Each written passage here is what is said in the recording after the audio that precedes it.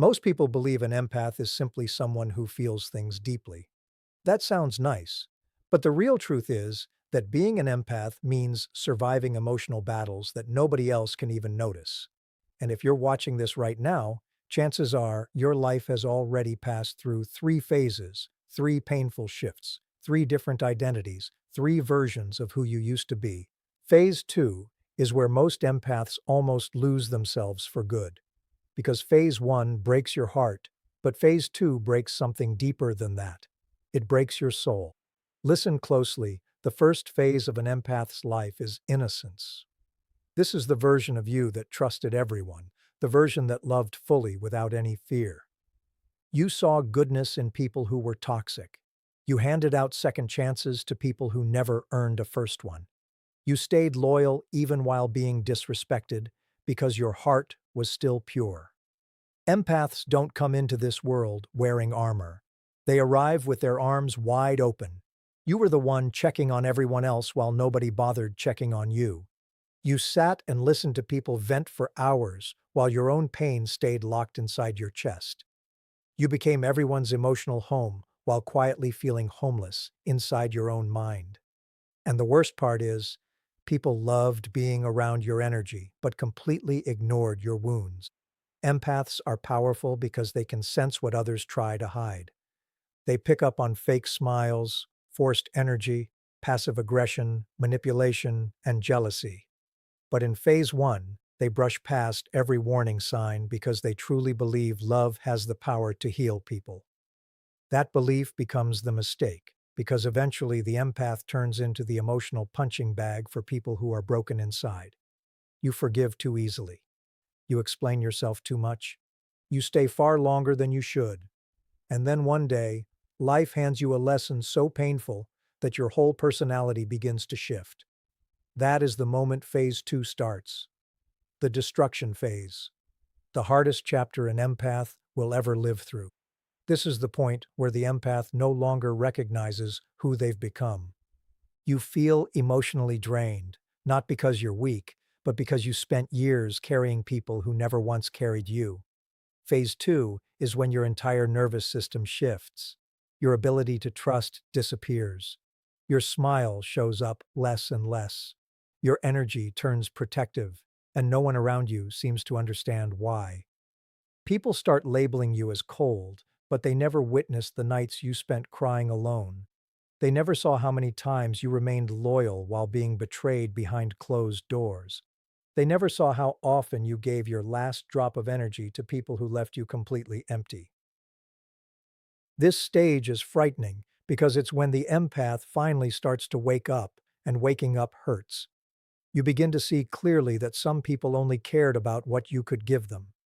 Some only reached out when they needed to be healed. Some enjoyed your kindness simply because it worked in their favor. And once an empath understands this, a part of them quietly dies. You stop chasing after people. You stop over-explaining yourself. You stop begging for the basic respect you always deserved. But here's the part that's hard to admit. During phase two, empaths pull away from the world. Not because they hate people, but because they finally understand people. They grow quieter, more watchful, more distant. You start replying to messages late. You vanish for days at a time. You guard your peace like it's the only thing keeping you alive, because in many ways it is.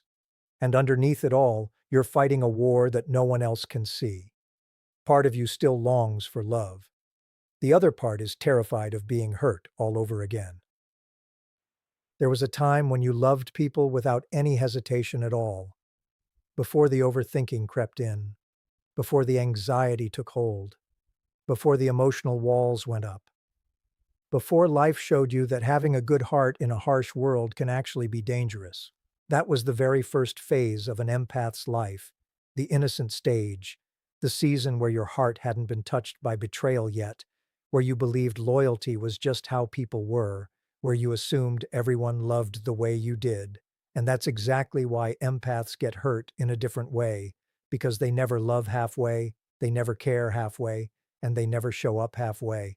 When an empath steps into someone's life, They bring their whole soul along with them, their focus, their energy, their emotional presence, their patience, their gentleness, and most people will never fully grasp how rare that really is. Empaths were never the loudest voices in the room, yet somehow they always became the safest presence in it. Strangers opened up to you within minutes of meeting you. People dumped their trauma on you without even understanding why they felt so comfortable doing it.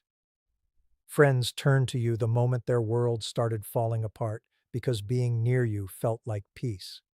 But nobody ever stopped to ask what it was costing you to hold everyone else together. That's the hidden burden of being an empath. You turn into everyone's emotional support system while quietly falling apart on the inside. You learned early on to ignore your own pain, to bury your emotions, to smile even while completely worn out, to comfort others while desperately needing comfort yourself. And the frightening part is, you got used to living that way. You became the person who said, "I'm fine," while your heart was cracking underneath. You became the one who absorbed everyone's problems, while your own mind was quietly drowning. You gave your emotional availability to people who would never give it back to you, because deep down, innocent empaths believe that love always requires sacrifice. So you kept giving more time, more patience, more forgiveness, more understanding, even as your soul begged for rest. You looked at people's potential instead of seeing their reality.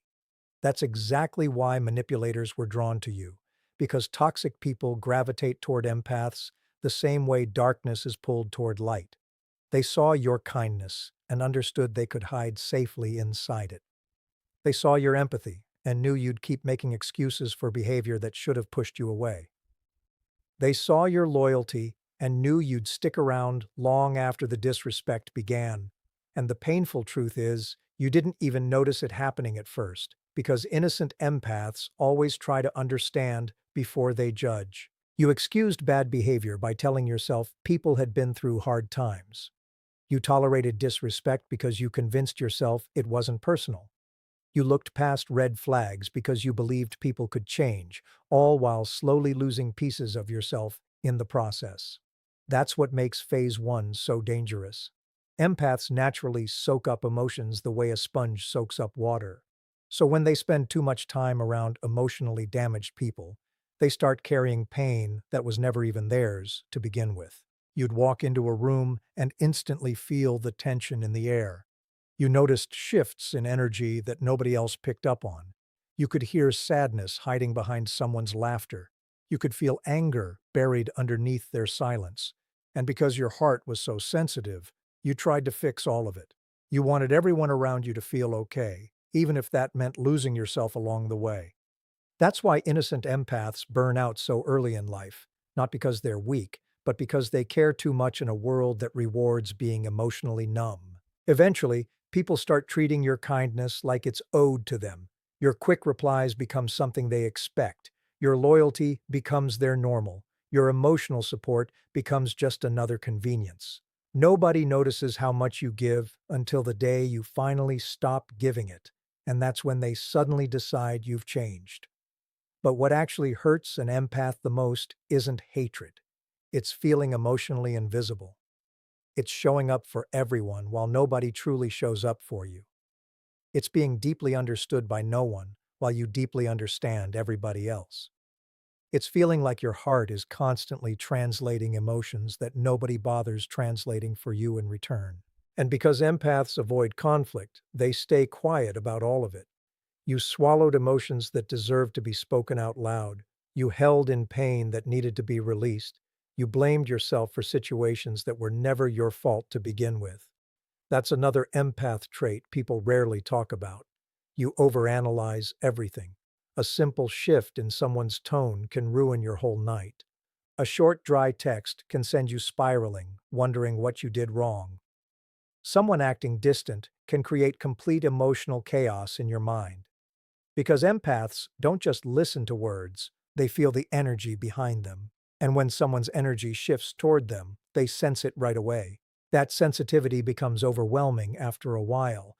You replay conversations in your head for hours. You go over every moment, every expression, questioning everything about yourself. Meanwhile, the other person has probably already moved on without a second thought.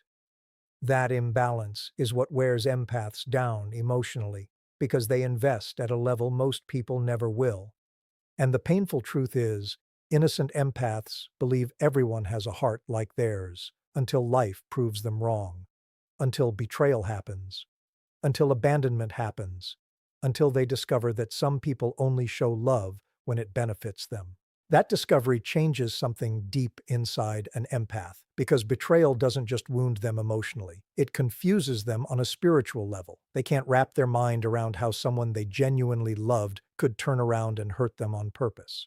They can't understand how people lie so effortlessly, fake loyalty so easily, and disappear without a second thought. Because when an empath loves you, they love you with complete honesty. They would never intentionally set out to destroy someone emotionally. That's why when it finally happens to them, it shakes their whole sense of reality. And most empaths never speak about this pain out loud. They suffer in silence. They fade away quietly. They cry without a sound. They break without anyone noticing. The world only sees their silence, never the emotional storm hiding behind it. And during this stage, empaths often become obsessed with fixing broken people. Not because pain excites them, but because deep down, they hope that saving others will finally prove they're worthy of being loved the right way. Read that again, slowly. So many empaths grew up feeling emotionally invisible, so they built a habit of earning love through emotional effort, through helping, through understanding, through sacrifice, through staying even when it hurt, especially when it hurt. Because in this first phase, empaths mix up suffering with loyalty. They believe that enduring pain is proof that love is real. So they put up with things emotionally healthy people would walk away from right away: disrespect, inconsistency, emotional neglect, manipulation, and every single time they forgive someone who keeps hurting them, a piece of them quietly fades. That's why this innocent stage eventually becomes too heavy to carry. Because one day the empath wakes up to something painful. The people they kept trying to save were never planning to save them in return. And that truth hits harder than any heartbreak. It feels like becoming emotionally homeless after spending a lifetime making everyone else feel safe inside your soul. Then comes the stage that changes an empath forever, the breaking stage. The one nobody warns you about, because this isn't ordinary heartbreak. This isn't a regular letdown. This is the moment an empath slowly understands that the world is much colder than they ever believed. Once that truth settles into their soul, they're never quite the same again. This stage usually starts quietly, not from one single betrayal, but from years of buildup, years of being emotionally drained, years of forgiving too easily, years of feeling unnoticed, years of pouring everything into people who only handed back excuses, until one day, something inside the empath finally gives way. Not with noise, but in silence. That's the part that feels almost frightening. Empaths don't break loudly first, they endure first. They put up with emotional neglect far longer than they should. They stay loyal far longer than makes sense. They keep trying to understand people long after those people stopped trying to understand them. But once an empath hits emotional exhaustion, the change is unsettling. Because the gentlest people turn the coldest the moment they realize they were being used, and no one notices the damage right away. People only see the empath pulling back, going quiet, becoming harder to reach, emotionally shut off. But nobody stops to ask why. Nobody asks how many nights were spent crying alone before this new version showed up. That's what makes this second stage feel so lonely. You end up grieving a version of yourself you barely appreciated while you had it.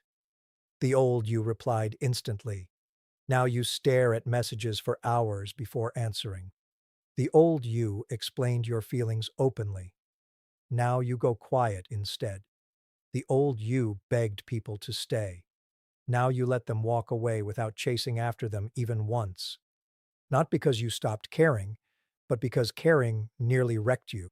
That's the line most people will never fully grasp. Empaths don't pull away because they enjoy being alone. They pull away because their nervous system got worn out from surviving so much emotional disappointment. This stage changes your body too. Your sleep shifts, your energy shifts, your patience thins out.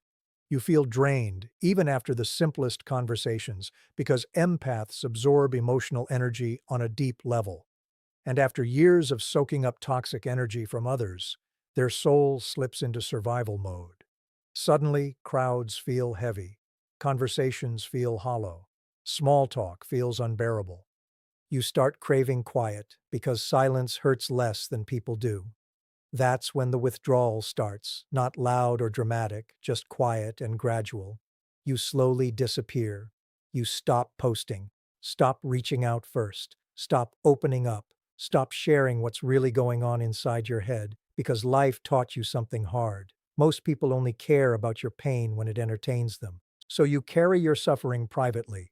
You learn how to cry without a sound, how to smile while feeling numb inside, how to sit in a room full of people while feeling utterly alone.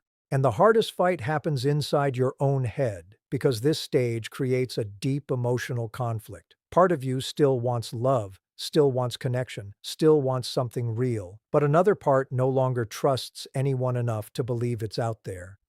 That inner war wears an empath down psychologically. You start questioning everything. Was I too kind, too available, too forgiving, too understanding? And slowly, that guilt turns into anger, not loud anger, but quiet anger, the kind that reshapes your personality for good. You stop putting up with disrespect, stop handing out endless chances, stop giving people unlimited access to your energy. And suddenly people start saying, you've changed. But what they call change is really self-protection, because this stage teaches empaths a hard truth. Some people were only ever loyal to what you could give them. That truth cuts deep.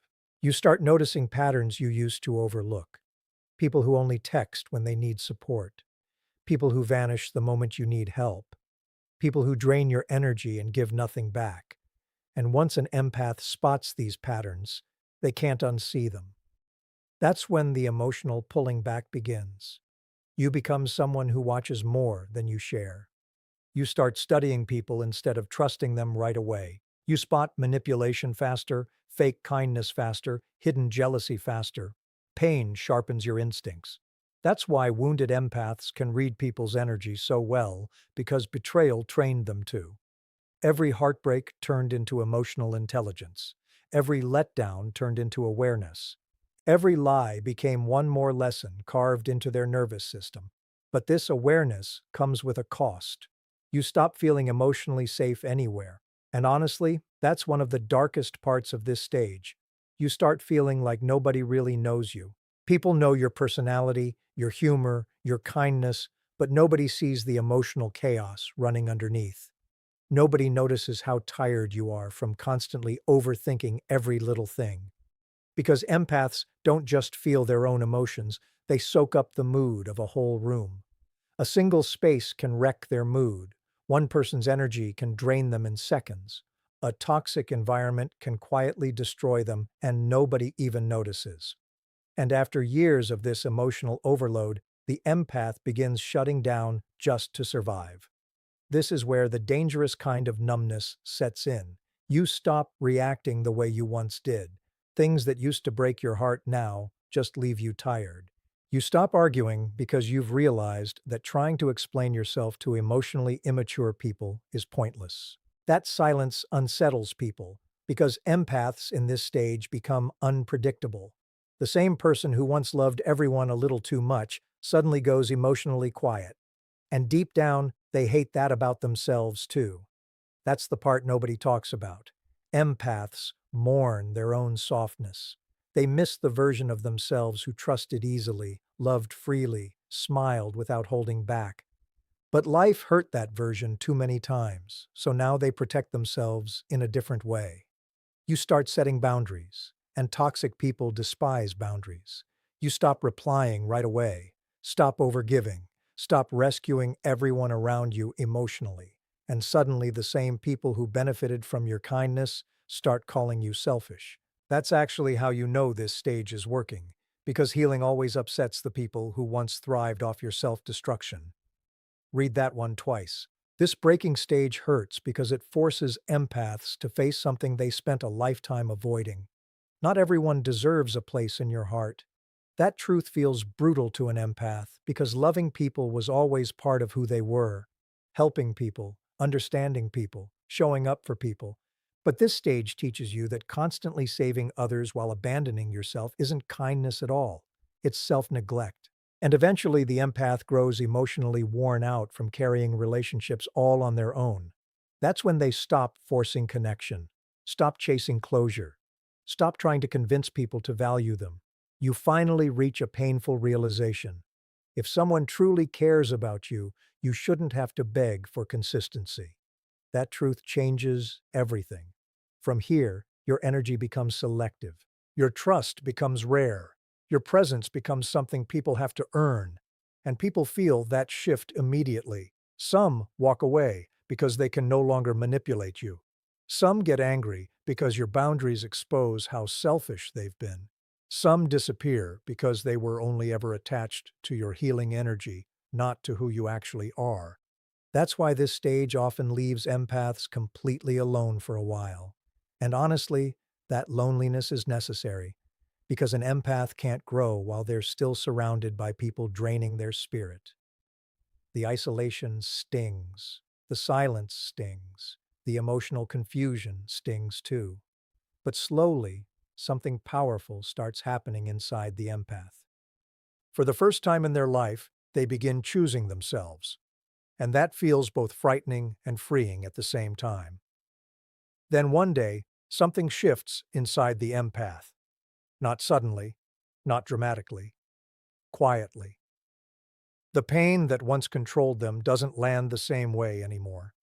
The loneliness that once destroyed them starts to feel calm instead. The silence they used to fear becomes the safest place they know. This is phase 3, the rebirth. The version of the empath that most people will never truly understand, because this version was forged through emotional survival. Every betrayal taught them something, every disappointment sharpened their awareness.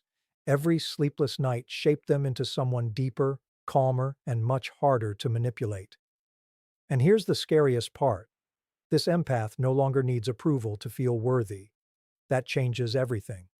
The old empath pleaded to be understood. The reborn empath understands themselves so well they no longer need to explain. That alone creates a kind of power most people can't grasp. You stop chasing people who don't get you. Stop fighting for attention. Stop trying to prove your value to people who are emotionally closed off. Because phase 3 empaths finally realize something that changes their life. People who truly value you will never make you beg for basic respect. And once that truth settles into your soul, your whole energy shifts. Your presence becomes rare, steady, controlled. You no longer react to everything emotionally because pain taught you emotional discipline. That doesn't mean you feel less deeply. It means you've learned that not every emotion deserves a reaction. That's maturity, and people notice it right away. There's something almost intimidating about healed empaths. Not because they're harsh, and not because they're arrogant, but because they see through people far too quickly. Phase 3 empaths can walk into a room and immediately sense hidden tension. They catch fake smiles, forced energy, manipulation, sly behavior. Not because they're psychic, but because suffering trained them to read the signs of survival. Pain turned into perception. That's why reborn empaths stop overlooking red flags. The old version handed out endless chances. This version watches for patterns, because phase 3 teaches you that words are empty without consistency. You stop listening to promises, you start watching behavior instead. That shift protects your peace, and peace becomes everything to you now. Not attention, not popularity, not approval. Peace.